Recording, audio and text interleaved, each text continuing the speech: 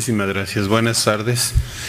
Agradezco la oportunidad para el doctor Francisco Navarro de poder platicar con ustedes referente a este tema tan interesante que es de las enfermedades respiratorias, de lo más común en lo que sería un servicio de neumología.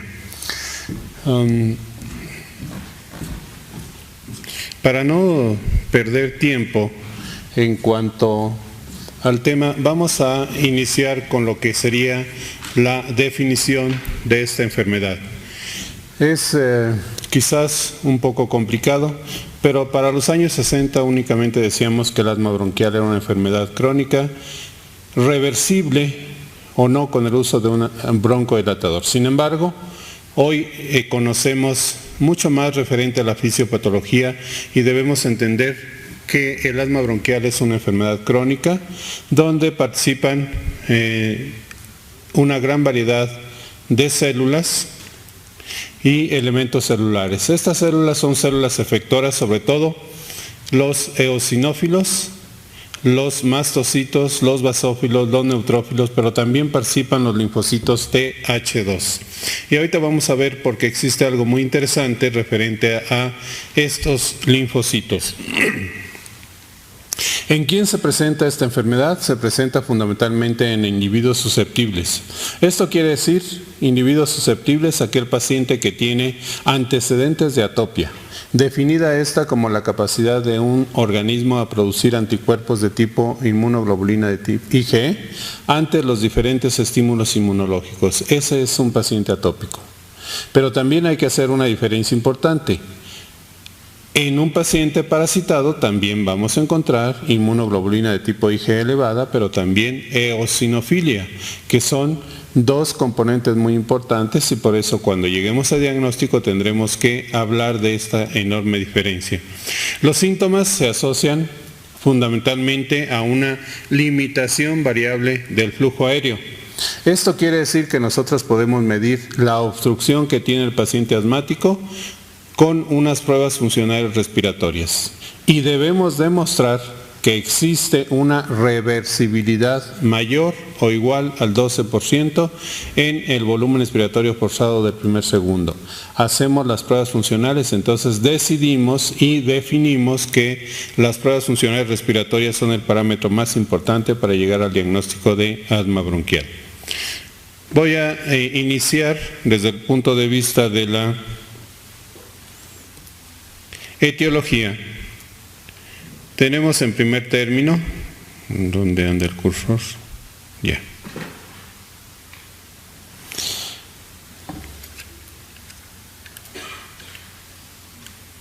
Bien, entonces dentro de los factores etiológicos tendremos, ahora cómo le quito esto, ¿me pueden ayudar?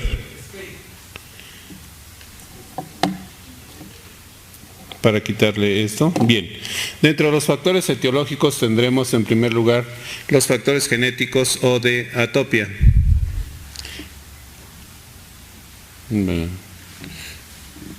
Desde allá me pueden quitar esta cosita.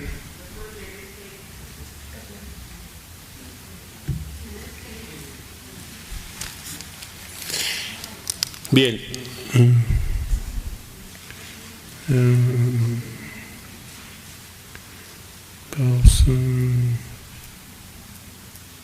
Ya. Sí, ya no lo voy a mover porque los factores genéticos o de atopia tendremos en primer lugar en un paciente pediátrico los procesos infecciosos, donde sobre todo los virus, y de estos tenemos sincicial respiratorio, ecovirus, y también el virus de micoplasma. Se ha demostrado que pacientes que tienen infecciones repetidas en la infancia van a desarrollar un asma bronquial más adelante.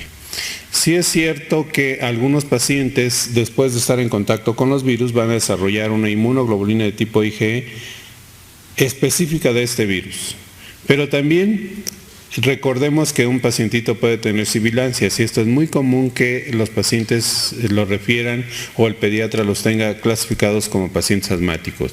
Sin embargo, las sibilancias no es una cualidad o una característica o patognomónico del paciente asmático. Posteriormente viene una etapa de remisión y esa remisión se presenta fundamentalmente en la adolescencia. En la adolescencia se debe fundamentalmente a los cambios hormonales, entonces los pacientes desaparece esta patología, se vuelve a presentar en etapa adulta. Aquí concluimos que el asma bronquial no se cura, para que no nos estén engañando. Pasamos a los factores que van a contribuir desde el punto de vista etiológico y tenemos en primer término sobre todo los ácaros del polvo doméstico. Estos ácaros que viven debajo de las alfombras y el excremento de ellos es lo más antigénico que tenemos, pero también puede existir las cucarachas, caspa de animales, perro, gato o alguna mascota que se tenga dentro del hogar. Factores que predisponen los contaminantes y también algunos lugares donde hay bastante contaminación o lugares muy conglomerados donde hay bajas concentraciones de oxígeno. Son factores que van a contribuir a desarrollar o a presentar un problema asmático. Todo esto nos lleva fundamentalmente a inflamación de la vía aérea y posteriormente a la remodelación. Desde el punto de vista de prevalencia, tendremos que hablar de esta enfermedad, es sumamente heterogénea, variando de una región a otra. Si nosotros estamos aquí en el Distrito Federal, donde por supuesto la población, la contaminación, cambios atmosféricos, nos vamos a Mérida, ahí tendríamos la humedad, sobre todo, que tiene una gran influencia. Y fíjense qué curioso, nosotros esperaríamos encontrar en una población rural menos asmáticos o inversa, mayor cantidad de asmáticos porque hay una gran cantidad de pólenes. Mas, sin embargo, no es así. Hay menor proporción de asmáticos en una población rural en comparación con una Ciudad de México o en Mérida. Mérida, un clima caluroso, húmedo, en donde la prevalencia de esta enfermedad es mucho menor que la Ciudad de México. ¿Por qué? Porque los hongos la oxigenación y en comparación con esta ciudad donde hay también alto índice de contaminación. Afecta a nivel mundial de 5 a 10% en la población general. Si nosotros de una manera conservadora hablamos que en México, en la República Mexicana hay 5% de pacientes asmáticos, entonces automáticamente diríamos hay 5 millones de pacientes asmáticos en toda la República Mexicana. Pero si nos vamos al 10%, entonces el 10% de la población mexicana padece de asma bronquial. Es más notorio y más marcado sobre todo en población pediátrica. ¿Y qué nos dice la Organización Mundial de la Salud? Bueno, en la última década se ha incrementado o se ha aumentado en un 40% tanto su prevalencia como el número de hospitalizaciones. El pronóstico del asma a largo plazo es actualmente una causa de preocupación. Hasta hace poco se consideraba que el 50% de los niños con asma se curaban. Sin embargo, esto no es así. Y se calculan 250,000 muertes al año por causas de asma. Entendamos entonces que existe un mecanismo inmunológico en el paciente asmático y dentro de ellos tendremos que hablar de la inmunidad innata y de la inmunidad adquirida. ¿Qué es lo que acontece en esta patología? Tendremos en primer término una célula dendrítica, que es una célula que va a captar a un antígeno, ¿sí? Este antígeno es presentado sobre todo a un linfocito T cooperador, no sé por qué se brinca, ¿sí? El linfocito T cooperador o T helper le va a secretar una serie de citocinas y por lo tanto estas citocinas van a estimular sobre todo al linfocito B o a una célula plasmática. Y esta célula plasmática es la que va a producir una gran cantidad de inmunoglobulina de tipo IgE para que se adhiera directamente hacia el mastocito y también se adhiera a los eosinófilos. Estas células efectoras tienen fundamentalmente receptores específicos para inmunoglobulina de tipo IgE. Los receptores específicos para inmunoglobulina de tipo IgE tienen una característica importante. Son receptores Fc-εR1 o de alta afinidad, y otro receptor es Fc-εR2 de baja afinidad. En el asma bronquial existe un paradigma. Hemos hablado de los linfocitos Th2, pero es importante que nosotros manejemos este paradigma en cuanto a linfocitos Th1 y Th2. El linfocito Th1, estamos hablando de una subdivisión de TCD4. Tenemos T cooperadores y T supresores. Los linfocitos TCD4 se van a subdividir en Th1 y Th2. Los linfocitos Th2, cuando están por encima de Th1 por encima de Th2, no hay enfermedad atópica, no hay enfermedad alérgica. Sin embargo, cuando los linfocitos Th2 están por encima de Th1, sí va a haber enfermedad atópica o sí va a presentarse este paciente con asma. ¿Qué hacen entonces? Los linfocitos Th2, al ser estimulados por un antígeno, van a liberar una serie de interleucinas o citocinas, en especial la interleucina 4, interleucina 10, interleucina 13 y la interleucina 5. ¿Qué hace cada una de estas interleucinas? La interleucina, por la vía de los Th2, interleucina 4, estimula directamente a la célula plasmática para que esté produciendo inmunoglobulina de tipo IgE, pero también tiene un papel muy importante en cambiar el isotipo de una célula plasmática que iba a producir, por ejemplo, IgM o IgD, le cambia el isotipo para que produzca inmunoglobulina de tipo IgE. Este cambio permite que la célula plasmática esté produciendo una gran cantidad de inmunoglobulina de tipo IgE. Entonces estamos hablando de una hipersensibilidad inmediata de la clasificación de Helicobacter. Esta hipersensibilidad inmediata que se caracteriza o está mediada por esta inmunoglobulina. Ahora, la interleucina 5 es una quimiosina. ¿Qué quiere decir esto? Que atrae al eosinófilo hacia el sitio de la inflamación y entonces esta inflamación va siendo más intensa. Cada una de estas células efectoras va a liberar una gran cantidad de mediadores químicos. La interleucina 10 y el factor, el interferón gamma, van a regular sobre todo a la producción de esta inmunoglobulina de tipo IgE y regulan al linfocito Th2. Por eso el uso de la inmunoterapia, que al final vamos a hablar un poquito al respecto. La interleucina 13 tiene una amplia capacidad de estar estimulando al linfocito, a la médula ósea, para que se produzcan eosinófilos y también incremente la vida de los mismos en la circulación. Esas son las funciones de las citocinas. Entonces hay acción supresora, acción estimuladora y sobre todo la respuesta eosinofílica. Por eso a algunos pacientes se les ha llamado como una bronquitis eosinofílica. Tenemos entonces la presencia de un antígeno que es captado por una célula dendrítica. Esta célula dendrítica o célula de Langerhans le presenta el antígeno hacia el linfocito Th2. Este linfocito Th2 se activa, ¿sí?, y tiene una división dicotómica.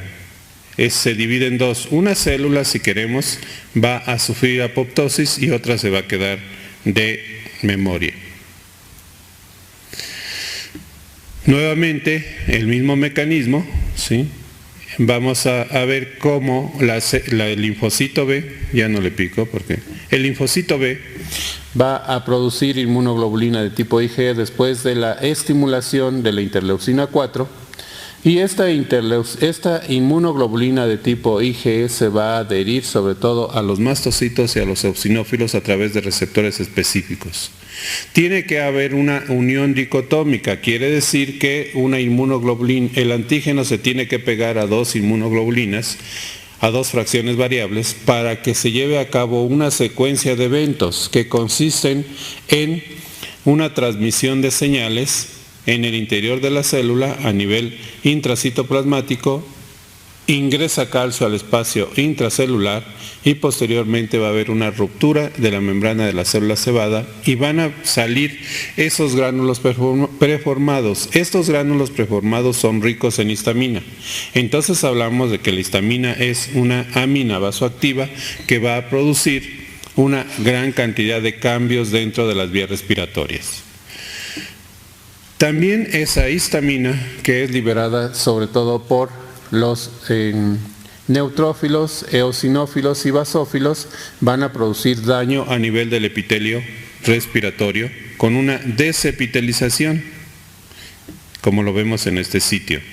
Aquí quedan las células, las terminaciones nerviosas expuestas y el epitelio queda despulido. Posteriormente viene una remodelación o remoción de ese epitelio. También la acción sobre la musculatura lisa. Sabemos que la histamina va a producir una contracción del músculo liso y lo que nos da el espasmo del músculo bronquial.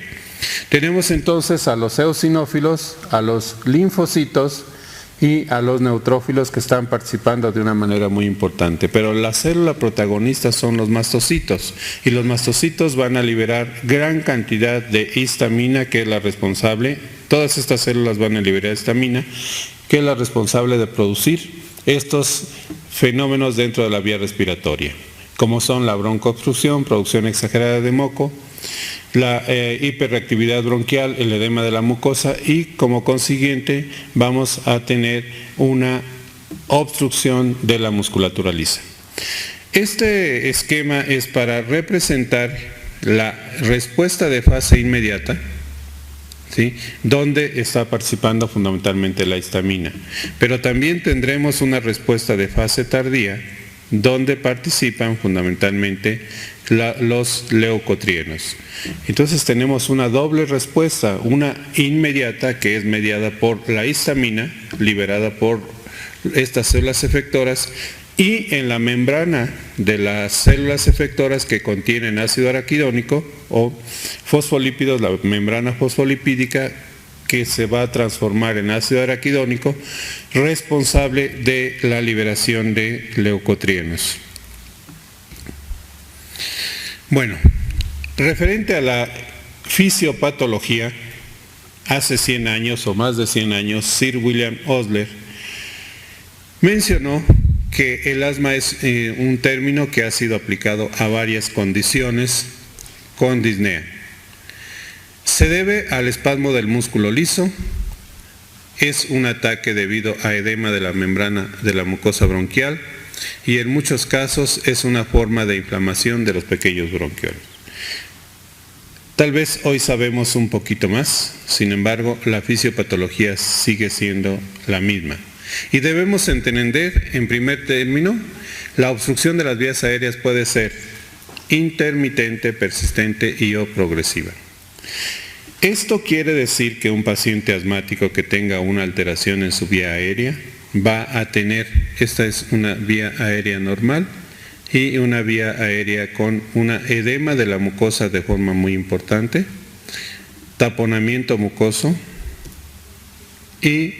o las secreciones de moco, infiltración de una gran variedad de células que están participando en el asma bronquial. Segundo, la obstrucción puede ser total, parcial o no reversible. Y tercero, la obstrucción puede ser el resultado final de múltiples factores estructurales y o fisiológicos que individual o colectivamente contribuyen al estrechamiento. Esto se debe fundamentalmente a que el asma, hemos mencionado, que es una enfermedad multifactorial, porque contribuyen directamente desde un cambio brusco de temperatura, un factor emocional, el estrés, por ejemplo, los cambios atmosféricos o un antígeno, que puede ser un aeroalergeno, que es lo más común en nuestro medio. Esta es una vía aérea normal. Actualmente estamos haciendo un proyecto en donde se hace lavado bronquiolo-alveolar en pacientes asmáticos y se observa una vía aérea normal donde no hay ninguna obstrucción aquí a nivel de las carinas. Una vez que se estimula, se obstruye totalmente. El fibrobroncoscopio que se introduce en el paciente asmático, los músculos lo cogen, lo aprietan. Estos músculos son tan fuertes y el paciente empieza con su sintomatología de disnea. Ejemplificando y resumiendo lo que acontece en la fisiopatología, hay una vasodilatación, hipersecreción de moco, daño y desprendimiento de células del epitelio y engrosamiento del músculo liso de la vía aérea.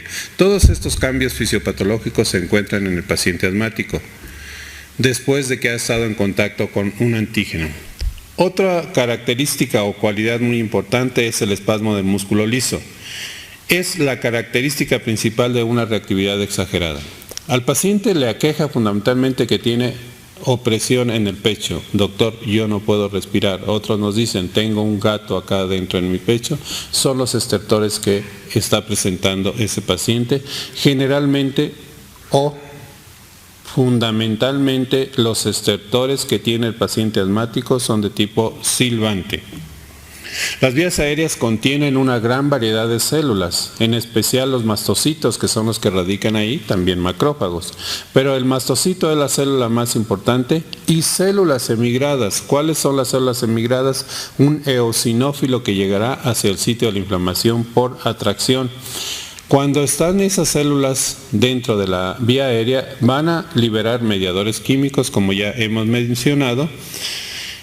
Todos ellos son eosinófilos, basófilos, neutrófilos y plaquetas, pero también los linfocitos TH2, que son los protagonistas más importantes. Todos ellos secretan una gran variedad de mediadores, sobre todo estos mediadores químicos encabezados por la histamina. Y los leucotrienos o cisteínil-leucotrienos. Por eso tenemos en el mercado bloqueadores de la síntesis de leucotrienos. He puesto nada más el leucotrieno C4, D4 y E4. El A y el B no tienen ninguna participación en la producción de broncoespasmo. Entonces, el leucotrieno C4 es el más potente y donde van a bloquear los inhibidores o antagonistas de los receptores es a partir de C4. La literatura nos describe que los leucotrienos son de 1000 a 10.000 veces más potentes que la histamina, por lo tanto el broncoespasmo es mucho más severo. Además, el nervio vago, por estimulación directa, ya habíamos dicho que el epitelio, hay un despulimiento o desprendimiento de ese epitelio. Las fibras colinérgicas C, al ser estimuladas por algún cambio brusco de temperatura, liberan acetilcolina y se presenta también broncoespasmo. Otra característica es que existen neuromoduladores y sobre todo la sustancia PEP o el péptido intestinal vasoactivo, el BIP, que son neurocininas que determinan el tono muscular del músculo. Este esquema es para demostrar la cascada del ácido araquidónico. Hemos mencionado que la membrana fosfolipídica se va a transformar a través de la fosfolipasa en ácido araquidónico. Y este tiene que seguir dos vías. Una vía a través del metabolismo de la ciclooxigenasa y nosotros hablamos de inhibidores de la COX-2. Por eso tan peligroso un paciente asmático que es alérgico al ácido acetisalicílico. Cuando le damos cualquier AINE, no debemos de darle antiinflamatorios de tipo no esteroideo. Aspirina, diclofenaco, naproxeno, dipirona o neumolubrina, cualquier medicamento que quite dolor, fiebre, temperatura o antiinflamatorio hace lo mismo porque actúa a través de la ciclooxigenasa. Esto produce permite que la vía se vaya hacia la lipoxigenasa y se produzcan los leucotrienos. Ya hemos visto que son muy dañinos estos leucotrienos. La siguiente característica es el edema de la mucosa. El edema de la mucosa se debe fundamentalmente a la liberación de mediadores químicos. Como ya hemos mencionado, se produce esa inflamación, hay extravasación de líquido y o hay una salida de líquido del espacio intra-alesa vascular y produce ese edema. Esta inflamación de la vía aérea nos va a dar como consecuencia que no haya un buen intercambio gaseoso. Si a esto le aunamos la producción exagerada de moco, entonces habrá taponamiento mucoso y es más difícil que el paciente tenga un intercambio gaseoso adecuado. Conforme si el paciente no está expectorando porque tiene una dificultad o una amplia dificultad o una gran dificultad para arrojar las flemas, se forman tapones mucosos que van obstruyendo, obliterando la vía aérea y no hay un buen intercambio gaseoso. Esto nos da como consecuencia una complicación que son las bronquiectasias. La inflamación es el sustrato patológico de esta enfermedad y como consecuencia de ello tenemos que la vía aérea, aparte del taponamiento mucoso, la inflamación, que es una inflamación de origen inmunológico, no es una inflamación de tipo traumático. Esto no se va a quitar con un AINE o con una aspirina, se tiene que quitar con un antiinflamatorio de tipo esteroideo. La obstrucción, hiperreactividad bronquial y el inicio de la remodelación es la causa o la condición importante en estos pacientes. Por supuesto, las células que participan en este proceso inflamatorio son mastocitos, o sea, los liberadores de histamina, linfocitos Th2, que van a liberar las citocinas que ya mencionamos, reclutan y activan eosinófilos y la inflamación se hace más intensa. Tenemos un ejemplo de un epitelio respiratorio normal, todo bien en condiciones fisiológicas normales. Tenemos un epitelio con desprendimiento o despulimiento de estas células. Hay una descamación cada vez que el paciente tiene una crisis asmática. Los linfocitos y las células epiteliales liberan otra serie de citocinas como son RANT y cetoxina y estos son capaces de atraer más eosinófilos hacia el sitio de la inflamación. Se activan las moléculas de herencia intercelular ICAM, RICAM, PRECAM y ELAM que van a permitir el rodamiento de las células para que lleguen hacia el sitio de la inflamación. Se unen a receptores de neutrófilos y de eosinófilos para que puedan llegar hacia el sitio de la inflamación. Y por último, el fenómeno más importante que es la remodelación. Y se han identificado varios componentes, como es hiperplasia de las células mucoides que nos produce hipersecreción. Segundo, neoformación vascular de capilares que se llama angiogénesis. Tercero, fibrosis subepitelial e hiperplasia, hipertrofia del músculo liso que nos produce un broncoespasmo severo. Se altera esta matriz extracelular y estos cambios son difíciles de remitir. Por lo tanto, el paciente asmático tiene que estar utilizando el agonista beta 2 para que no tenga ese broncoespasmo frecuente. Hemos dicho que hay una inflamación eosinofílica y que los eosinófilos son participantes importantes y sobre todo está asociado con hipersecreción. Si se hace crónico, aumenta el grosor del músculo liso y hay daño al epitelio e hiperplasia de las glándulas mucosas con fibrosis subepitelial. Se reduce la elasticidad de las vías aéreas por elastólisis y estos cambios en verdad pueden llevar a la muerte del paciente. Una característica también importante es un paciente que tenga hiperreactividad bronquial. Hemos mencionado todo lo que acontece dentro de la vía aérea, pero también existen pacientes hiperreactores. Para poder diferenciar tendremos que utilizar dos maniobras. Uno, que utilizamos dos medicamentos, uno la histamina y otro la metacolina, o bien que el paciente haga una caminata de 10 minutos. Hemos pedido que el paciente abra su boca y que meta el aire frío y con esto es más que suficiente para que se obstruya la vía aérea. Hacemos las pruebas funcionales respiratorias y se demuestra efectivamente que hay una obstrucción. Le damos el agonista beta 2, el salbutamol, y hay una reversibilidad muy importante. Esto por supuesto contribuye a la arquitectura de las vías aéreas por el edema hipertrofia de la musculatura lisa y depósito de colágeno insuficiente. También va a ser importante la edad y la hora de presentación, ya sea el día o en la noche. Bueno, aquí tenemos la vasodilatación, que son cambios inflamatorios en el asma. Primero hay una vasodilatación muy importante en la parte superior. También hay fuga o salida de líquido del espacio intravascular al extravascular, ¿sí? Las células inflamatorias se infiltran y provocan edema de la pared de la vía aérea. A su vez hay engrosamiento muy importante, ¿sí?, de la musculatura lisa. ¿Cuál es el cuadro clínico que presenta un paciente con asma bronquial? Fundamentalmente, pues tiene tos, tiene disnea, tiene estertores, y estos estertores son silbantes o sibilancias fundamentalmente. Estas son recurrentes, hay una enorme dificultad respiratoria y obstrucción reversible de la vía aérea seguida de tos. Como síntomas cardinales tenemos entonces las sibilancias, dificultad respiratoria, una obstrucción que puede ser reversible cuando hacemos la espirometría, y viene la tos, la hiperreactividad bronquial y por último la inflamación de la vía aérea son rasgos distintivos en el paciente asmático. Estos síntomas fundamentalmente se presentan de forma más intensa por la noche y por la madrugada o por la mañana. Para el diagnóstico de asma bronquial se debe determinar primero los síntomas episódicos de la obstrucción y una hiperrespuesta de la vía aérea.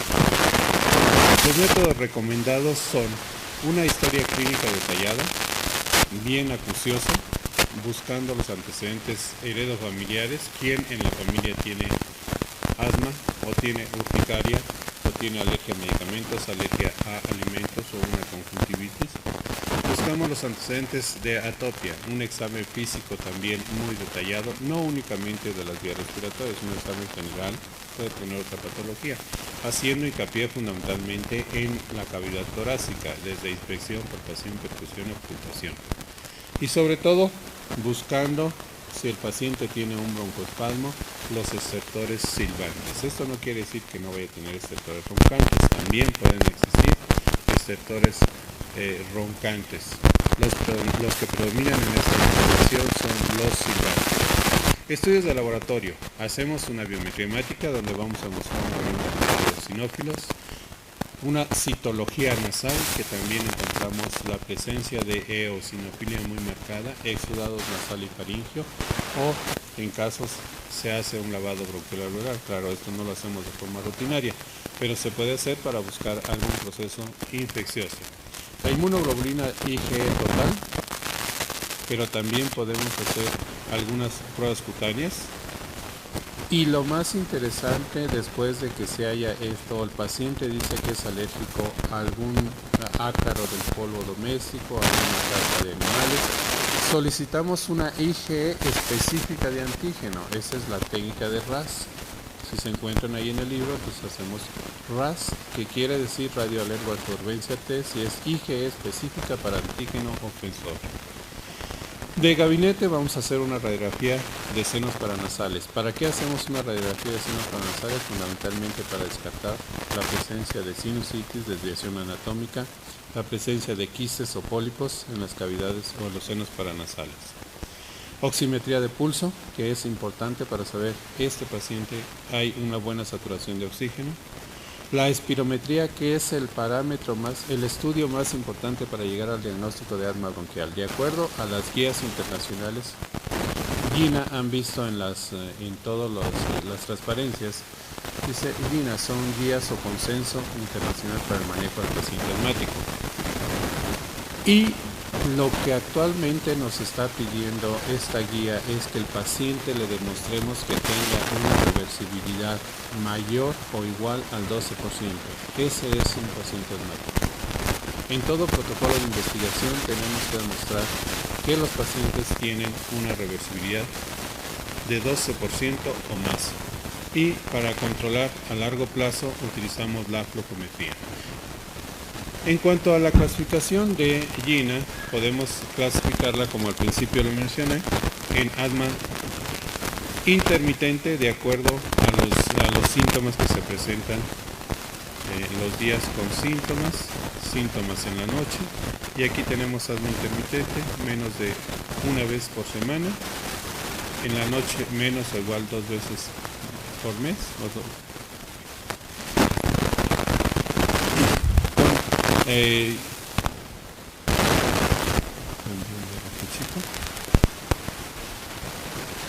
El FEM, no, lo dejo. Flujo expiratorio máximo mayor o igual al 80%, con una variabilidad menor al 20%. Asma leve persistente, mayor o igual a una vez por semana, pero menos de una vez al día. Mayor de 2 veces al mes, y con una variabilidad en el flujo respiratorio máximo mayor o igual al 80%, con una variabilidad en este FEM de 20 a 30%. El asma moderada persistente se presenta en los síntomas diarios, en las noches más de una vez a la semana, con un FEM de 60 a 80% y con una variabilidad mayor al 30%. En el asma severa persistente los síntomas son continuos, frecuentes y por la noche son frecuentes. Y vean el FEM, que es menor o igual al 60%, con una variabilidad mayor al 30%. Todos estos parámetros son muy importantes para poder nosotros controlar y clasificar la sintomática. Esta es una espirometría de las que actualmente se hacen dentro del servicio de neumología, y vamos a observar el BEP1, volumen expiratorio forzado del primer segundo, donde podemos observar en estos pacientes que en este paciente tenía una reversibilidad de 20%, lo tengo subrayado hasta el final, después de haber hecho la prueba funcional respiratoria. En este grupo de pacientes, esto fue para el Montelukast, y en ese caso nos pidieron una reversibilidad mayor al 15%. Eso era lo que aquí podemos observar antes de la prueba con el salbutamol, y pues vemos el BEP1, ¿sí?, la reversibilidad tan importante. En cuanto a la clasificación, la valoración de la gravedad se basa fundamentalmente en incidencia y frecuencia de los episodios agudos, visitas a un servicio de urgencia, número de hospitalizaciones que ha tenido en los últimos 6 meses, así como la necesidad de tratamiento y el uso de broncodilatadores, así como el uso de corticosteroides. Por esto se debe tomar como en cuenta todo lo que el paciente hace, y entonces tenemos los niveles de control del asma. Sí, esto se debe fundamentalmente a qué características tiene, si los síntomas son diurnos, limitación de sus actividades, síntomas nocturnos, necesidad de medicamento de rescate, las pruebas de función pulmonar y las exacerbaciones. Si está bien controlado, todos sus parámetros están dentro de lo normal.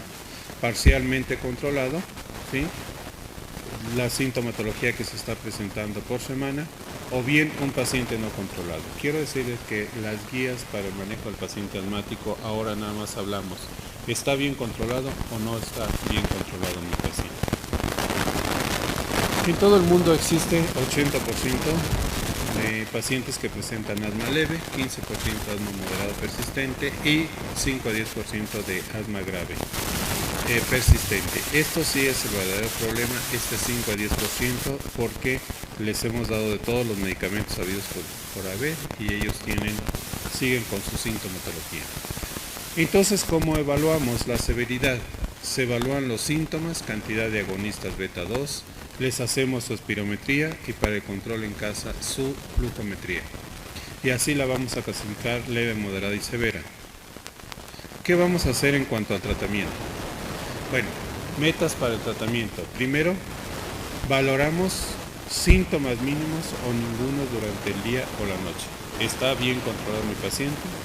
Ataques mínimos de asma, ninguna visita a un servicio de urgencias, a un médico, a un hospital, necesidad mínima de medicamento de rescate, entiéndase esto el salbutamol, sin limitación de sus actividades, va a trabajar, va a la escuela, hace muy bien su ejercicio, la función pulmonar es normal, y que no tenga efectos colaterales o mínimos o ninguno con el uso de medicamentos. Y para ello hablamos de 4 componentes. El primer componente, pues que exista una relación médico-paciente muy bien para que el paciente tenga seguridad en su médico. Segundo, identificar y reducir la exposición a los factores de riesgo. Tiene mascotas en la casa, hay que quitarlos. Tercero, abordaje y tratamiento, así como monitoreo y control en el asma del paciente. Y por último, el cuarto componente, manejo de las exacerbaciones, de tal manera que el paciente tiene que estar seguro para que su médico esté al pendiente de él. ¿Cuál es el tratamiento entonces idóneo que debemos administrar a los pacientes? Hemos dicho que es una inflamación inmunológica y como consecuencia de ello tenemos que utilizar los corticosteroides. De los corticosteroides preferimos utilizar la vía inhalada. También existen esteroides por vía bucal y también por vía intramuscular o intravenosa. Los esteroides, los corticosteroides inhalados se clasifican de acción corta y de acción prolongada. Por ejemplo, de los antiinflamatorios de acción corta, la beclometasona ya está pasando así como a la historia. ¿Por qué? Porque hay antiinflamatorios de acción prolongada mucho mejores. Ejemplo de ello es la budesonida. Ejemplo de ello la fluticasona. Y también ciclosenide, por ejemplo, donde la acción tan prolongada que es de 12 horas y la combinación con agonistas beta 2 de acción prolongada, por ejemplo salmeterol y formoterol, esto permite que el paciente tenga una mejor calidad de vida y que sus síntomas estén más aislados. Y así tenemos combinaciones en el mercado de un agonista beta 2 de acción prolongada, así como un esteroide de acción prolongada. Los esteroides también podemos utilizar pulsos de esteroides en caso que un paciente tenga alguna crisis, la prednisona, por ejemplo, de 70 miligramos en dosis decrecientes, o también los esteroides de depósito en caso de una verdadera emergencia, la hidrocortisona. Entonces tenemos que echar mano de los antiinflamatorios de tipo esteroideo. ¿Y por qué preferimos la vía aérea inhalada? Porque es una vía muy amplia, que el medicamento llega directamente, amplia quiero decir 100 metros cuadrados, el medicamento llega directamente hacia el sitio del receptor, lo bloquea y permite la relajación y quita la inflamación de forma continuada. Otro grupo de medicamentos son los agonistas beta 2, encabezados estos por los de corta acción, como es el salbutamol, el Ventolin que ustedes conocen. Las presentaciones pues hay variadas, grajeas, inhalaciones o solución para nebulizar, de tal manera que nosotros recomendamos el salbutamol, sabedores de que cada inhalación tiene 100 microgramos y la recomendación son 200 microgramos cada 6 horas. Los de acción prolongada tenemos el formoterol y salmeterol, de los más utilizados, pero también recientemente hay una nueva sal que es el indacaterol, que se usa cada 24 horas, más específico para el padecimiento con enfermedad pulmonar obstructiva crónica. Por supuesto, los efectos tóxicos y su mecanismo de acción de los agonistas beta 2 es aumentar AMP cíclico intracelular para permitir la relajación. Son tóxicos a altas dosis y debemos de vigilar sobre todo los efectos cardíacos. Otro grupo de fármacos son los anticolinérgicos. Veíamos cómo al estímulo de las fibras C colinérgicas se libera acetilcolina y produce broncoconstricción, y ahí tenemos bromuro de ipratropium de acción corta, oxytropium y tiotropium en el mercado. Estos van a bloquear los receptores M3 que se encuentran en el pulmón, que son los receptores colinérgicos dentro de la vía aérea, y por lo tanto van a relajar al músculo liso. Sin embargo, yo quiero mencionar que los anticolinérgicos, como su acción anticolinérgica es secar secreciones, en el paciente asmático hemos tenido algunas complicaciones como son el taponamiento o el depósito de secreciones, porque no puede expulsar fácilmente la flema que están produciendo. Tenemos dos fármacos que son estabilizadores de los mastocitos, el cromolicato de sodio y nedocromilo sódico, cromolin y nedocromil sódico. Estos se adhieren al sitio de unión de la inmunoglobulina de tipo IgE para impedir la liberación de mediadores, por eso se les ha llamado también como profilácticos. Se usan en el paciente asmático, se usan en soluciones oftálmicas o soluciones nasales para estabilizar a las células o los mastocitos presentes en la conjuntiva o la mucosa nasal y por supuesto estabilizar al mastocito de la vía aérea. Inhibidores de la 5-lipoxigenasa, como es el siluitón, que bloquea a esto para que ya no se produzcan los leucotrienos. Modificadores de los leucotrienos, que son el interleucas sérico, que ustedes conocen, santilucas y translucas, que inhiben la acción de los leucotrienos y por lo tanto al broncoespasmo. Otro grupo de fármacos que tenemos son las metilxantinas, encabezadas por la aminofilina. La aminofilina, que se usa para alguna crisis asmática, se ha mencionado mucho en la literatura que está pasando a desuso, sin embargo la seguimos utilizando para permitir la relajación y por supuesto al bloquear a la fosfodiesterasa permite la relajación del músculo liso. Tenemos también metilxantinas de acción prolongada por vía bucal, la teofilina anhidra o doxofilina, que son fármacos que se utilizan para para permitir la relajación de la musculatura lisa y tiene ciertas ventajas sobre los agonistas beta 2 porque aumenta la fuerza de contracción de los músculos intercostales y de los semidiafragmas y por lo tanto mejora el intercambio gaseoso en los pacientes asmáticos. Los inmunomoduladores, que se ha mencionado mucho, tenemos poca experiencia con ella y tenemos nuevas drogas. Omalizumab. Este es un anticuerpo monoclonal que bloquea a la inmunoglobulina de tipo IgE que se encuentra circulante y también antifactor de necrosis tumoral alfa que participa en los procesos inflamatorios del paciente asmático. Bloqueadores de citocinas como son una antiinterleucina 4 y una antiinterleucina 5. Sin embargo, recientes informaciones de la literatura, estos anticuerpos monoclonales bloquean a otros sitios y los efectos adversos son más severos. Por último, los inhibidores de las metaloproteasas, como es el marismatat, que está en investigación. Entonces, ¿cuál es el uso de los broncodilatadores en el tratamiento farmacológico del asma? Bueno, los broncodilatadores únicamente nos van a aliviar la sintomatología y los antiinflamatorios suprimen la inflamación. Por lo tanto, un paciente asmático tiene que estar utilizando los antiinflamatorios como primera línea de tratamiento para evitar esa inflamación y también nos van a controlar perfectamente bien el asma y de ellos tenemos cromoelcato, cromonas y antagonistas de los receptores de los leucotrienos. Por el otro lado, los broncodilatadores, agonistas beta 2, anticolinérgicos y metilxantinas que ya mencionamos. Y lo que les mencionaba en cuanto al plan de tratamiento es está bien controlado o no está controlado y también por pasos el uso de agonistas beta 2. Para ello, para el control del paciente asmático es muy importante que el paciente no tenga ningún síntoma de asma, ningún despertar nocturno, no utilización de medicamentos de rescate y el FEM o pico flujo máximo mayor de 80% de lo esperado. Para ello usamos el flujómetro para que el paciente se esté monitorizando diariamente, que no tenga ninguna exacerbación y que no presente eventos adversos sobre el uso de los medicamentos. Esta es la flujometría en donde tendremos, está semaforizado, ahorita les voy a presentar un flujómetro, zona verde donde el paciente tiene un FEM, el flujo expiratorio máximo mayor de 80, y mi paciente está en control total, puede hacer su vida normal.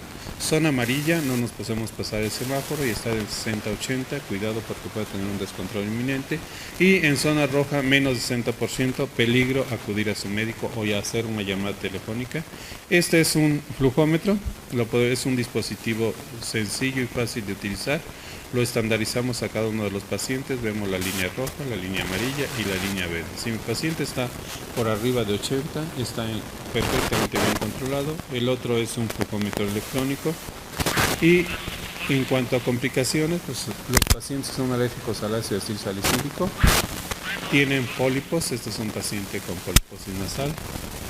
También no hay que olvidarnos que las bronquiectasias o fracturas costales por una contracción del músculo liso de una crisis de asma, enfisema subcutáneo, o bien también otra complicación, una neumonía que puede tener el paciente.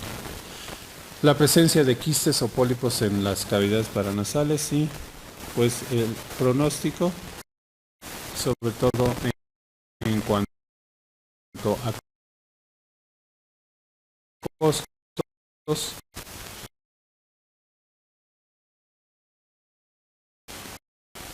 y qué podemos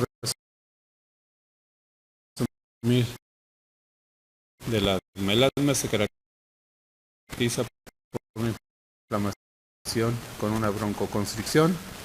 La unión del alergeno al mastocito permite la liberación de mediadores químicos que son los responsables de esta inflamación y broncoconstricción. El proceso de remodelación es irreversible. Los síntomas de asma se producen por factores desencadenantes, como ya los mencionamos, de todas las mascotas, el polvo doméstico, los ácaros del polvo doméstico. El diagnóstico del asma se hace a través de la historia clínica y una buena exploración física. Las pruebas de función pulmonar son el parámetro más importante para llegar al diagnóstico y sobre todo que tengamos una reversibilidad mayor del 12% y el asma se va a clasificar en controlada, parcialmente controlada o no controlada.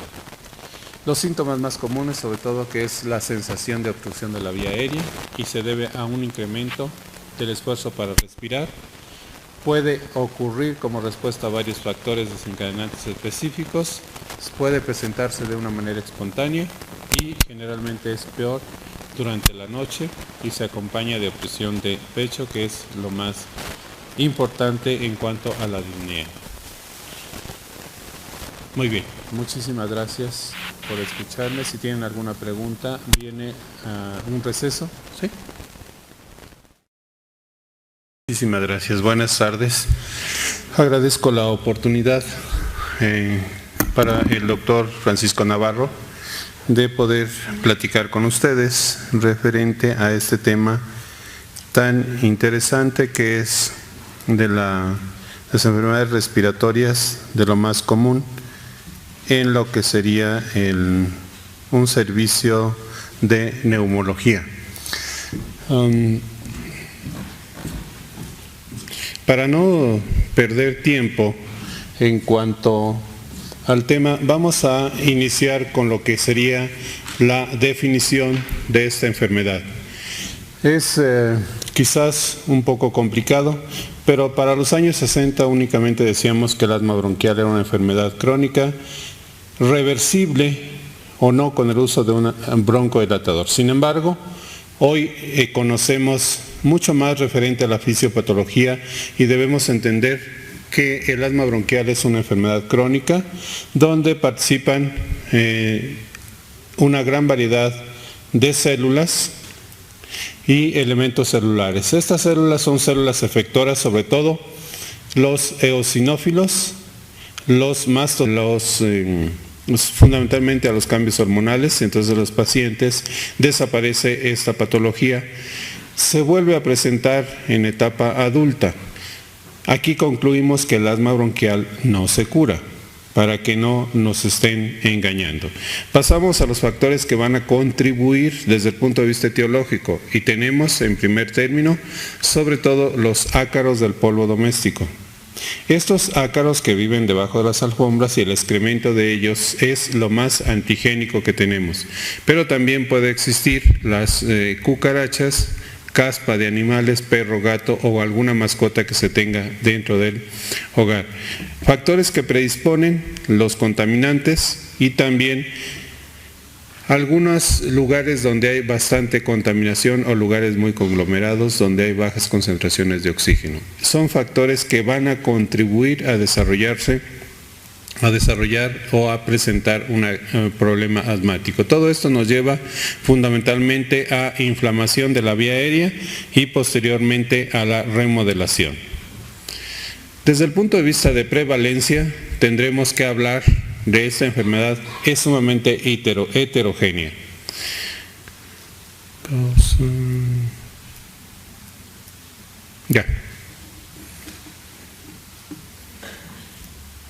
Sí, ya no lo voy a mover porque los factores genéticos o de atopia tendremos en primer lugar en un paciente pediátrico los procesos infecciosos, donde sobre todo los virus, y de estos tenemos sincicial respiratorio, ecovirus, y también el virus de micoplasma. Se ha demostrado que pacientes que tienen infecciones repetidas en la infancia van a desarrollar un asma bronquial más adelante.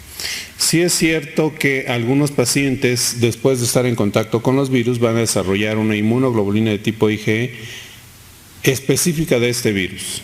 Pero también recordemos que un pacientito puede tener sibilancias y esto es muy común que los pacientes lo refieran o el pediatra los tenga clasificados como pacientes asmáticos. Sin embargo, las sibilancias no es una cualidad o una característica o patognomónico del paciente asmático. Posteriormente viene una etapa de remisión y esa remisión se presenta fundamentalmente en la adolescencia. En la adolescencia se debe fundamentalmente a los citos, los basófilos, los neutrófilos, pero también participan los linfocitos TH2. Y ahorita vamos a ver porque existe algo muy interesante referente a estos linfocitos. ¿En quién se presenta esta enfermedad? Se presenta fundamentalmente en individuos susceptibles. Esto quiere decir individuos susceptibles a aquel paciente que tiene antecedentes de atopia, definida esta como la capacidad de un organismo a producir anticuerpos de tipo inmunoglobulina de tipo IgE ante los diferentes estímulos inmunológicos. Ese es un paciente atópico. Pero también hay que hacer una diferencia importante. En un paciente parasitado también vamos a encontrar inmunoglobulina de tipo IgE elevada, pero también eosinofilia, que son dos componentes muy importantes y por eso cuando lleguemos a diagnóstico tendremos que hablar de esta enorme diferencia. Los síntomas se asocian fundamentalmente a una limitación variable del flujo aéreo. Esto quiere decir que nosotros podemos medir la obstrucción que tiene el paciente asmático con unas pruebas funcionales respiratorias y debemos demostrar que existe una reversibilidad mayor o igual al 12% en el volumen expiratorio forzado del primer segundo. Hacemos las pruebas funcionales, entonces decidimos y definimos que las pruebas funcionales respiratorias son el parámetro más importante para llegar al diagnóstico de asma bronquial. Voy a iniciar desde el punto de vista de la etiología. Tenemos en primer término, ¿dónde anda el cursor? Ya.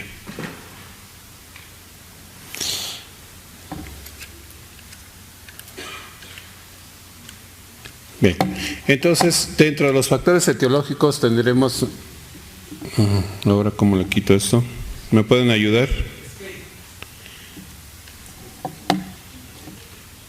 Para quitarle esto. Bien, dentro de los factores etiológicos tendremos en primer lugar los factores genéticos o de atopia.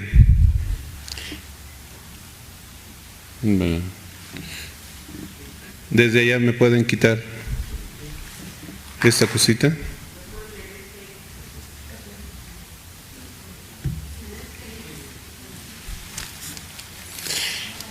Bien.